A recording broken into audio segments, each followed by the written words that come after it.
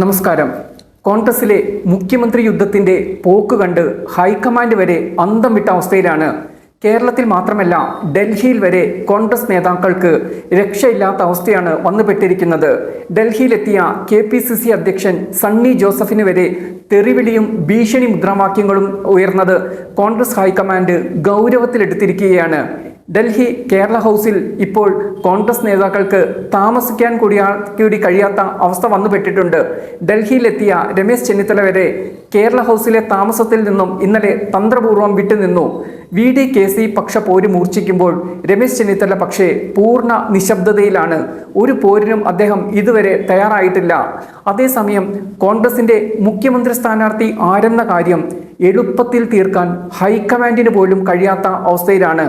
ആ രീതിയിലുള്ള ഒരു സമ്മർദ്ദമാണ് KC-VD വിഭാഗങ്ങൾ ഹൈക്കമാൻഡിന് മേൽ ചെലുത്തുന്നത്. VD സതീശന് സ്വീകരണമൊരുക്കാൻ ഒരു വിഭാഗം ഡൽഹിയിൽ മത്സരിക്കുമ്പോഴാണ് അധിക്ഷേപം KPCC അധ്യക്ഷന് നേരെയും ഉയർന്നത്. ഹൈക്കമാൻഡ് നിരീക്ഷകർ കേരളത്തിലെത്തിയപ്പോൾ മുഖ്യമന്ത്രി സ്ഥാനത്തേക്ക് സണ്ണി ജോസഫ് പിന്തുണച്ചത് KCയെ ആയിരുന്നു. ഇതിനുള്ള തെളിവ് മാധ്യമങ്ങൾ വഴി പുറത്തെത്തിയിരുന്നു.